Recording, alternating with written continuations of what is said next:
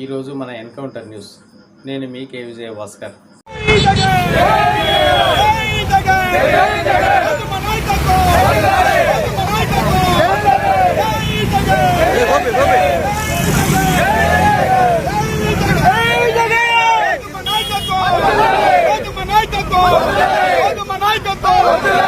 ఎందుకంటే చంద్రబాబు నాయుడు కూటమి ప్రభుత్వం తమ మేనిఫెస్టోలో మొదటిదిగా ఉద్యోగం ఇస్తాం లేదా నిరుద్యోగ భృతి ఇస్తామని చెప్పి కూడా సంవత్సరం అవుతున్న ఒక్కరికి కూడా ఈ రోజు ఉద్యోగం ఇవ్వలేదు. ఈ రాష్ట్రంలో 1,60,00,000 ఇళ్లున్నాయి. మరి ఆ ఇళ్లలో ఉన్న నిరుద్యోగుల పరిస్థితి ఏంటి? ఇప్పటి వరకు ఉద్యోగం ఇవ్వలేదు. అలాగే చంద్రబాబు నాయుడు మొదటి సంతకం చేసిన డిఎస్సిలో ఇప్పటి వరకు ఒక టీచర్ని కూడా భర్తీ చేయలేదు. లోకేష్ గారేమో జనవరిలో జాబ్ క్యాలెండర్ రిలీజ్ చేస్తానని చెప్పాడు. ఇప్పుడు జూన్ వచ్చింది. అంటే క్యాలెండర్ లో సంవత్సరం మారుతుంది తప్ప లోకేష్ గారు ఇస్తానన్న జాబ్ క్యాలెండర్ అయితే రాలేదు. అలాగే పవన్ కళ్యాణ్ గారు తాము అధికారంలో వచ్చిన తర్వాత ఆయన తన ప్లీనరీలో చెప్పారనుకుంటా, ప్రతి నియోజకవర్గంలో 500 మందికి యువత అంటే మహిళ గాని మగవాడు గాని నిరుద్యోగులకి 10 లక్షల రూపాయలు ఒక్కొక్కరికి ఇస్తాం, స్వయం ఉపాధి పెట్టుకోవచ్చు అని చెప్పారు. ఇప్పటికీ కూడా ఒక్కరికి కూడా ఇవ్వలేదన్నది నిజం. సో ఈ రాష్ట్రంలో ఉన్న నిరుద్యోగుల్ని అలాగే విద్యార్థుల్ని మోసం చేస్తూ వాళ్ళు మాత్రం ఈరోజు అధికారాన్ని ఎంజాయ్ చేస్తున్నారు. ఈరోజు ఈ రాష్ట్రంలో ఉండి ఓటేసిన నిరుద్యోగులు విద్యార్థులు ఉద్యోగాలు లేక నిరుద్యోగ భృతి లేక కాలేజీలకు వెళ్లే వాళ్ళకి ఫీజు రియంబర్స్మెంట్ లేకుండా అమ్మఒడి వేసే వాళ్ళకేమో అమ్మఒడి సక్రమంగా రాకుండా ఏ విధంగా కష్టపడుతున్నారో మనం చూస్తున్నాం. కానీ పక్క రాష్ట్రం హైదరాబాద్ లో ఉన్న చంద్రబాబు నాయుడుకేమో సీఎం జాబు, పక్క రాష్ట్రంలో ఉన్న పవన్ కళ్యాణ్ కేమో డిప్యూటీ సీఎం జాబు, పక్క రాష్ట్రంలో ఉన్న లోకేష్ కేమో మంత్రి జాబు. ఇంతేకాకుండా ఈరోజు చంద్రబాబు నాయుడు కొడుకుని ఈరోజు సీఎం చేయడానికి ఎంత తపన పడుతున్నాడో మనం చూస్తున్నాం.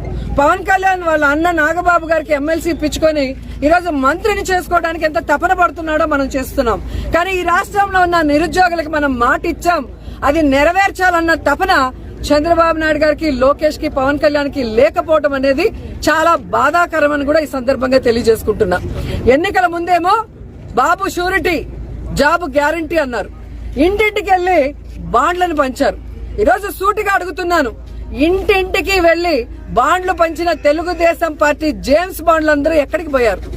ఈరోజు విద్యార్థులు అడుగుతున్నారు, నిరుద్యోగులు అడుగుతున్నారు, వాళ్ళకి రావాల్సినవి రావట్లేదని. మరి ఎక్కడున్నారు? సమాధానం చెప్పడానికి బయటకు రండి అని నేను అడుగుతున్నాను.